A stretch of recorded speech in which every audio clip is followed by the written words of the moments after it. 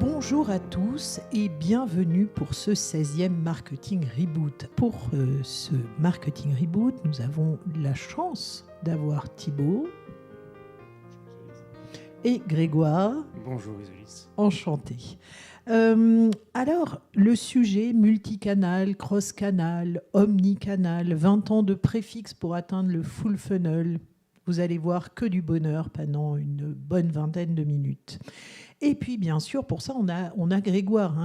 Peut-être que certains ne le savent pas, mais il a fait sa thèse sur l'influence de la stratégie omnicanal des marques sur le comportement du consommateur et a reçu le prix de la thèse Étienne Thiel en 2021, donc une sorte de grand maître de l'omnicanal, sans vouloir le faire rougir. On est ravis que tu sois avec nous, Grégoire, aujourd'hui. Alors, pour commencer, finalement, les racines de l'omnicanal, elles datent d'avant l'ère digitale, puisqu'elles sont entre 90 et 95. La thèse de Régine Van Heims, qui a été faite à Lille en 95, déjà parlait de système de distribution dual. Donc, encore un mot qu'on aurait finalement pu mettre dans notre longue série de mots.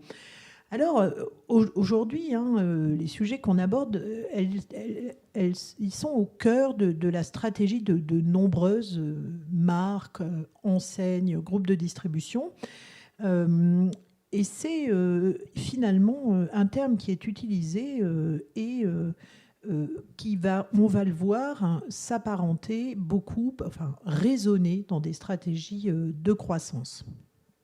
Sur la ligne, la piste, des entreprises finalement de distribution, des VPCistes comme les Trois Suisses qui à l'époque développaient ces boutiques, ou bien comme des retailers par exemple qui mettaient des QR codes dans des abribus et donc qui disaient qu'ils créaient 14 000 boutiques dans une nuit. Donc c'est un sujet qui est là depuis longtemps mais qui est de plus en plus important. Alors, on va d'abord se poser une première question qui sont quels sont les fondements du multicanal ? Avec plaisir Isolis. Alors on va essayer effectivement de rendre à César ce qui appartient à César en matière de multicanal. Premier milestone qui nous paraît intéressant, 1989, c'est un article d'un certain Albert Bates qui a été un monsieur très intéressant, qui a beaucoup étudié le secteur de la distribution au XXe siècle et qui l'analyse en se disant que le secteur de la distribution, finalement, c'est toujours adapté aux évolutions de l'environnement. Donc il étudie l'arrivée du supermarché, l'arrivée du self-service, l'arrivée du hard discount. Et il nous dit dans un article en 89, Albert Bates, que l'orientation stratégique du marché du retail devrait s'éloigner du prix et donc trouver de nouveaux terrains de compétition. Alors il arrive avec un concept qui est nouveau, ce concept de magasin étendu, The Extended Specialty Store, nous disant les décennies qui arrivent devraient être marquées par des nouvelles formes de commerce où des distributeurs vont chercher à développer du commerce en dehors du magasin lui-même avec des composantes clés comme la combinaison de vente en magasin et de vente à distance, une clientèle qui serait propre à chacun de ces canaux et puis l'essor des PC qu'il appelle localisés en se disant chaque consommateur, finalement, va créer sa propre zone de chalandise en devenant connecté au début des années 90. Donc c'est à lui qu'on doit effectivement cette nouvelle orientation stratégique du commerce. Deuxième milestone important, et donc deuxième fondement, Isolis. Là, il faut attendre 2006, donc on a fait un grand pas dans le temps, on a fait 15 ans dans le temps. Et en 2006, on a la première définition de ce qu'on appelle le management multicanal. Alors avant de définir le management multicanal, il nous semblait intéressant de rappeler la définition d'un canal. Donné en 2012. Alors un canal, c'est un point de contact, c'est-à-dire un médium à travers lequel une entreprise d'un côté et un consommateur de l'autre peuvent interagir. Ce qui explique que dans la sphère du multicanal, finalement, beaucoup de points de contact ont été exclus de facto parce qu'ils ne permettaient pas justement cette interaction. Et donc en 2006, on a la première définition qui nous dit le management du client multicanal va consister à la conception, au déploiement, à la coordination et à l'évaluation des canaux. Au service de quoi ? Au service de la valeur client et donc au service de stratégies d'acquisition, de rétention ou de développement de la clientèle. Ça, c'est le deuxième milestone important, on est en 2006. Et puis, il faut attendre 2014, donc des périodes beaucoup plus contemporaines, pour assister véritablement au décollage de l'omnicanal. En 2014, on a le premier article qui mentionne dans son titre le terme de omnichannel, on va le voir, avec Thibault un certain nombre de chercheurs francophones, européens, et puis d'autres américains qui sont particulièrement en pointe sur ce sujet.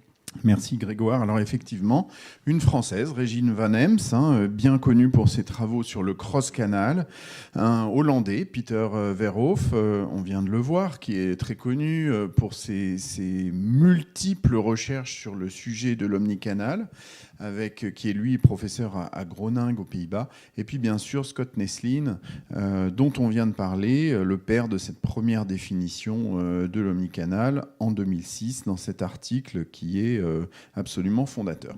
Alors une question qu'on peut se poser et qu'on doit se poser et qu'on se pose, quels sont les effets possibles de l'ajout d'un canal? Alors ça c'est tiré d'un article d'un éminent chercheur puisqu'il est présent avec nous aujourd'hui, qu'il s'agit de Monsieur Botorel. Le premier effet, c'est l'effet qui est relatif au consommateur qu'on cible.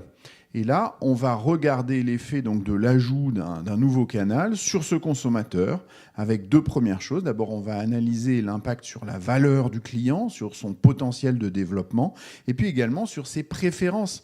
On parle d'affinité par canal.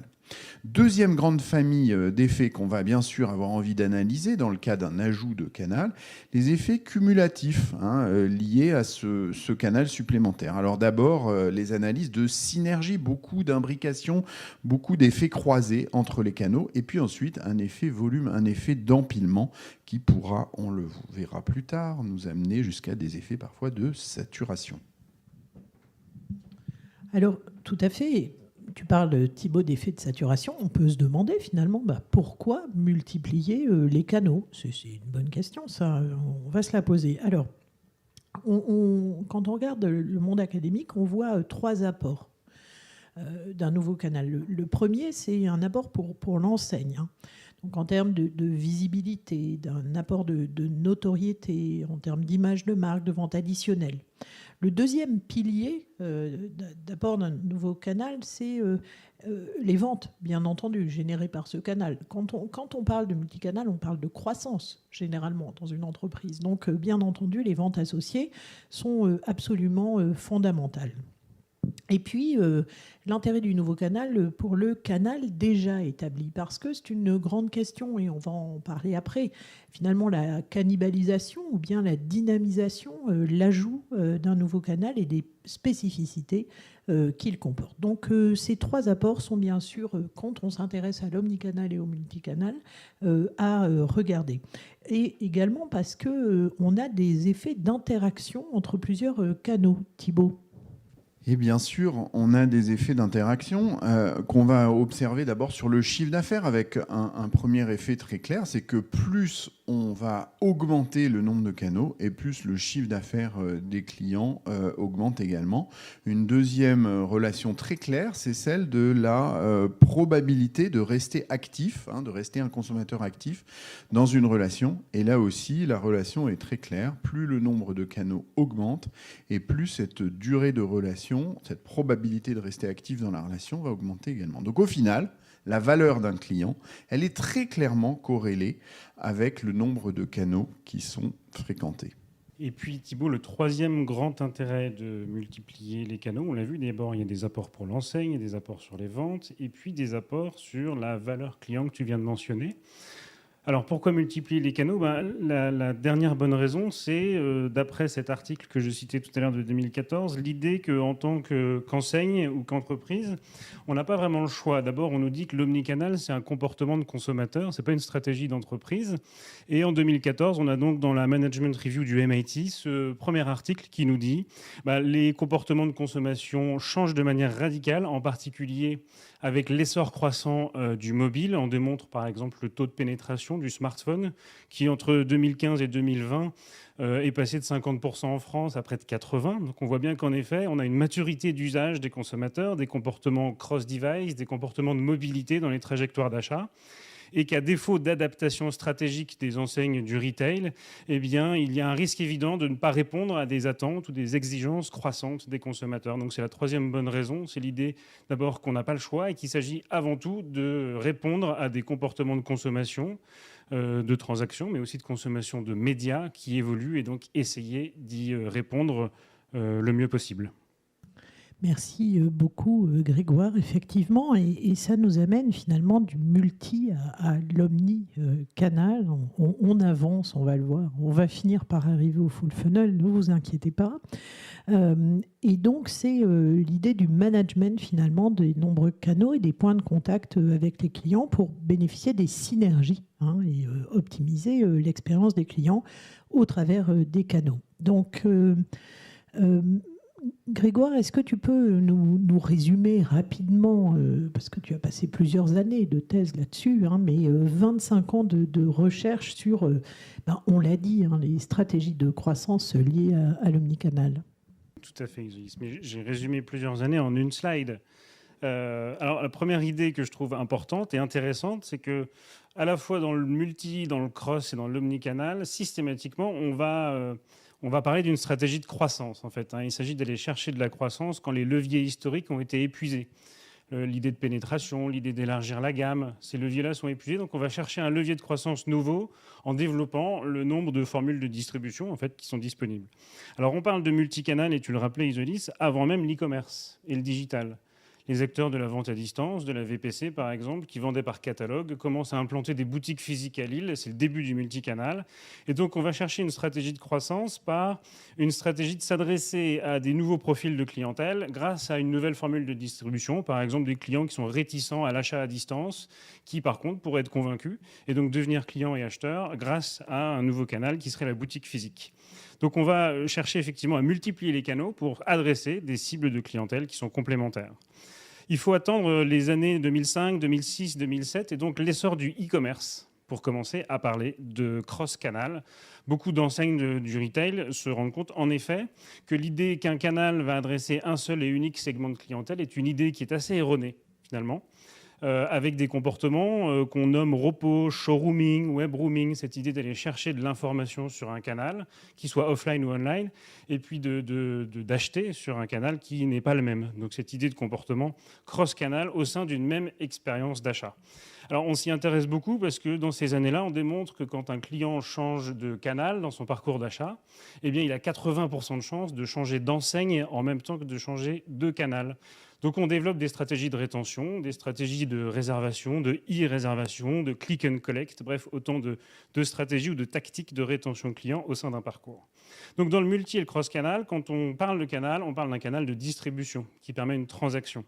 Et c'est là que l'ère de l'omnicanal change la donne, puisqu'en 2015, dans un article qui est fondateur, on va passer de l'ère du canal à l'ère du point de contact, qu'on appelle aussi le touch point dans la littérature scientifique, un épisode de contact direct ou indirect entre une entreprise et un client.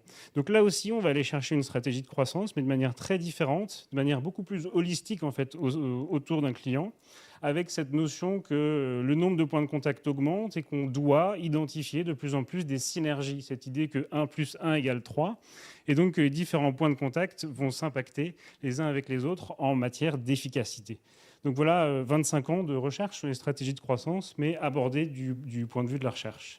L'article dont je parle, 2015, co-signé par Peter Veroff, qui était dans ton panthéon, Thibaut, c'est l'article fondateur, en effet, From Multi-Channel Retailing to Omni-Channel Retailing, qui nous dit l'omnicanal, son premier critère, c'est qu'il y a une prolifération de ces touchpoints et des caractères cross-device des trajectoires d'achat.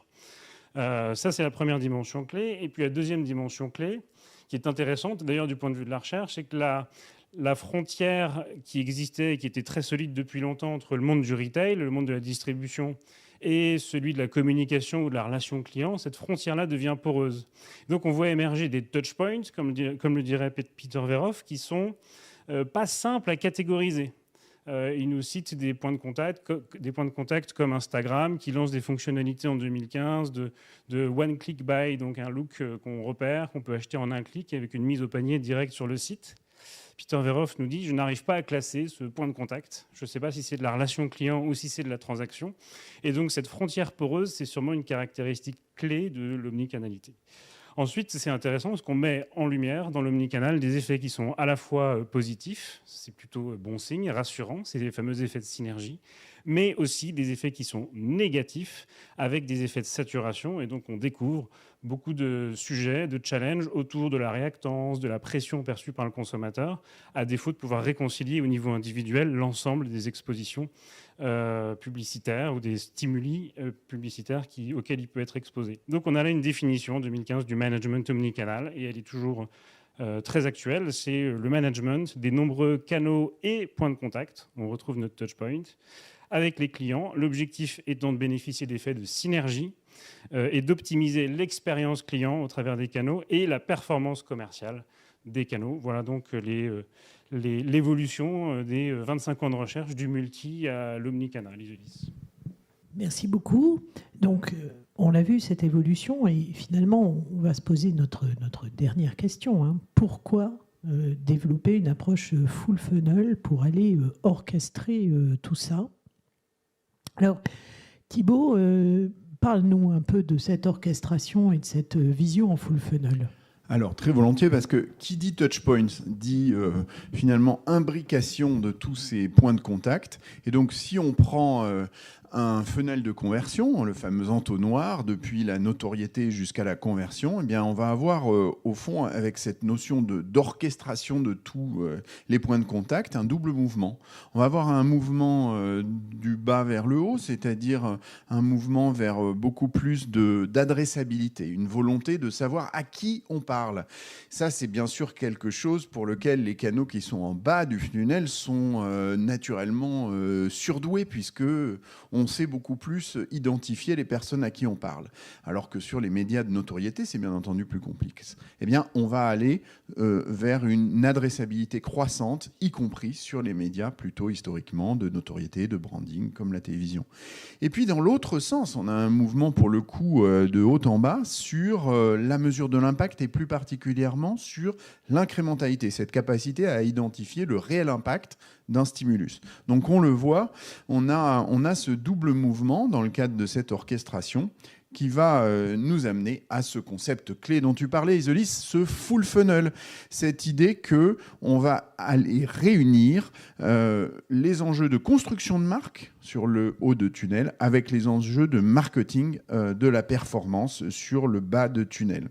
Et donc, on a cette définition qui est fondamentale du full funnel. C'est une approche qui va combiner la puissance du branding et puis aussi celle du marketing de la performance, avec plusieurs choses qui sont en commun: des équipes, des systèmes de mesure, des indicateurs clés, des KPI de performance qui vont être tous liés entre eux. Alors, dans cet article assez passionnant et tout récent 2021 de McKinsey, il y a 4 éléments clés qu'on va identifier dans le full funnel. D'abord, il y a une mesure de la notoriété de la marque qui est fondamentale et qui va irriguer tous les touchpoints.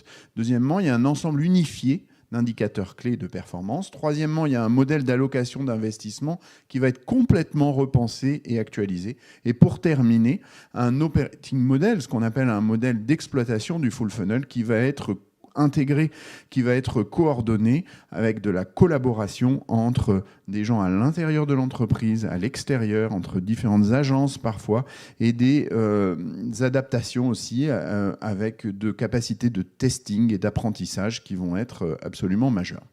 Alors ensuite, on arrive à ce concept clé dans le full funnel du GRP. Le GRP, bien sûr, un indicateur clé dans le domaine du haut de tunnel, on pourrait dire, et puis la Customer Data Platform, pivot du marketing à la performance. Alors entre les deux, on peut s'interroger sur l'évolution des KPI, puisqu'on est dans un ensemble unifié qu'on appelle un full funnel marketing. Est-ce que c'est normal d'avoir des écarts de KPI entre le haut et le bas du funnel? Eh bien, ces écarts, ils continuent de se vérifier aujourd'hui. Quand on demande par exemple aux décideurs marketing leur top 5 des critères clés pour le offline, par exemple, qui est traditionnellement plutôt considéré comme étant du haut de funnel, eh bien là, le GRP est bien sûr pas mort du tout, puisque qu'est-ce qu'on voit apparaître dans ce top 5 ? On voit le reach, on voit la fréquence. Et à l'inverse, ces deux mêmes indicateurs cruciaux pour le haut, eh bien, ils sont dans le flop 5 du bas de tunnel. À l'inverse, qu'est-ce qu'il y a qui rayonne et qui est jugé comme essentiel dans le bas de tunnel ? Eh bien, on va avoir le taux de clic, le fameux CTR, Isolis, et puis le CPA, le fameux coût d'acquisition. Donc on le voit, malgré ce concept unifié, intégré au fond du full funnel, on a des écarts très forts de KPI, et ça, c'est pas sans nous poser quelques questions. Alors, de la corrélation à la causalité, on arrive à cette question essentielle de l'expérimentation, cette idée qu'on va de plus en plus devoir identifier l'incrémentalité réelle de l'ajout d'un canal. Alors, on a beaucoup d'expériences qui vont pouvoir être menées maintenant que l'adressabilité a progressé, que comme tu le disais, Grégoire, on va pouvoir travailler en people-based avec un graphe individu qui nous permet de tracer qui est qui exactement, et pas juste sur les canaux du bas, mais aussi sur ceux du haut. Eh bien, on va pouvoir mettre en œuvre des vrais tests omnicanaux avec du coup des combinaisons différentes de canaux. On va aller travailler sur l'optimisation de cette combinaison. Alors, quelques résultats, Thibaut, de ces protocoles d'expérimentation qui nous permettent d'avoir des insights qui sont intéressants.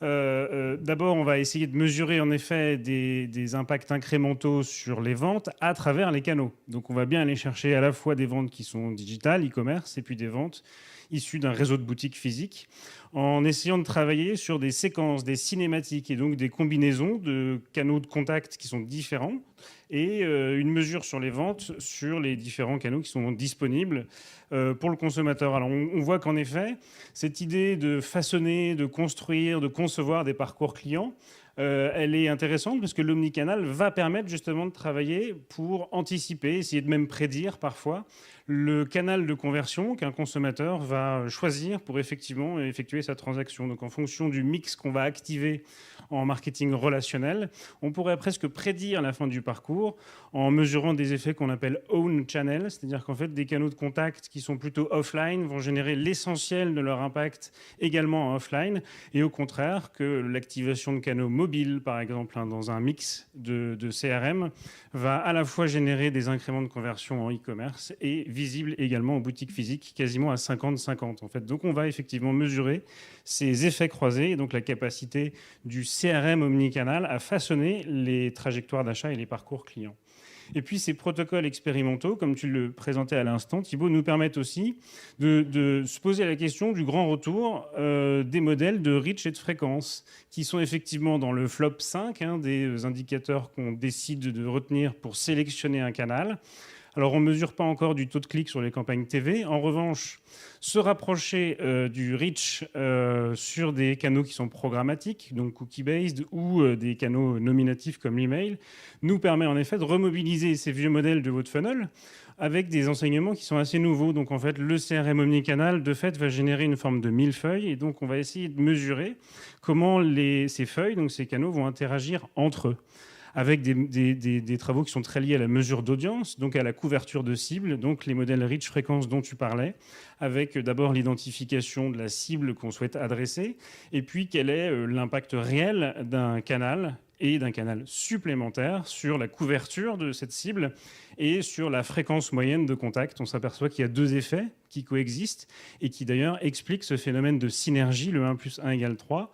Il y a un effet qui est intensif, c'est-à-dire qu'en fait un canal de plus va permettre de toucher un certain nombre de clients 2 fois, donc sur 2 canaux différents, et un effet qui est extensif, ça c'est la capacité d'un nouveau canal à couvrir de manière beaucoup plus exhaustive la cible qu'on souhaite adresser. Donc on va aller chercher ces synergies et mesurer ces synergies en remobilisant finalement les modèles reach fréquence qui sont plutôt issus des médias de masse, mais qui ont beaucoup à nous apprendre en matière de digital.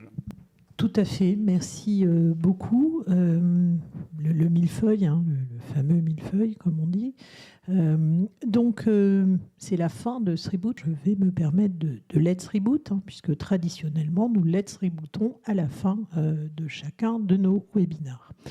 Donc, pourquoi multiplier les canaux et les points de contact finalement, hein, comme l'a dit Grégoire, ça fait un effet millefeuille, c'est dur à mesurer, c'est compliqué.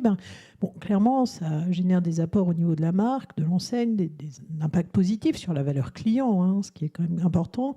Ça répond aux nouveaux comportements de mobilité des clients au sein des parcours d'achat, on l'a vu. Donc, ça peut générer sinon de la dispersion.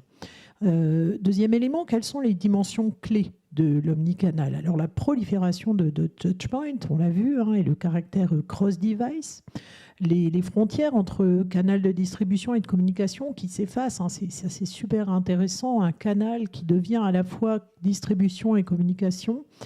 La synergie entre les différents points de contact et puis bien sûr optimiser l'expérience des clients au travers des canaux ainsi que la performance.